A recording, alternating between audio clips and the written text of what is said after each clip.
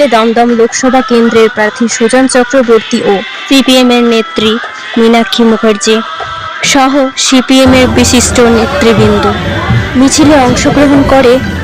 এছাড়াও এসএফআই এর ছাত্রছাত্রীরা এদিনের মিছিলে পা মেলালেন, তার বিস্তারিত দেখুন কলকাতা টিভি 19-এ।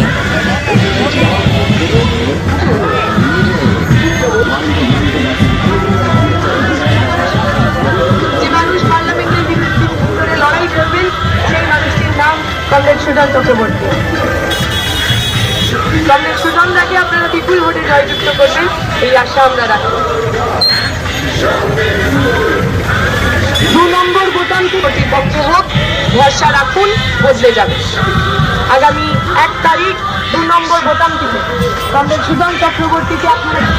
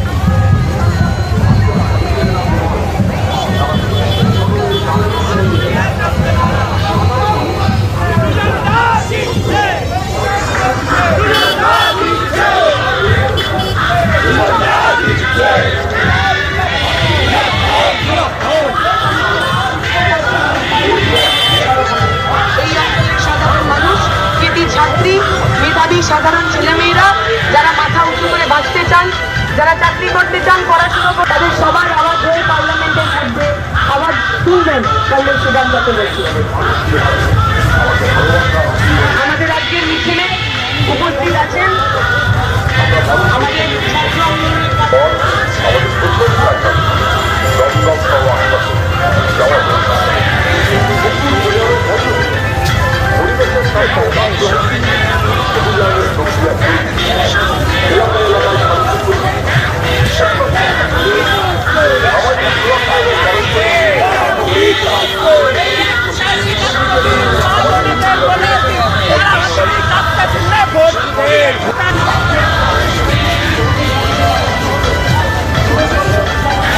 দমদমের পুরনো ইতিহাস, দমদমের পুরনো ঐতিহ্যকে ফিরিয়ে আনুন।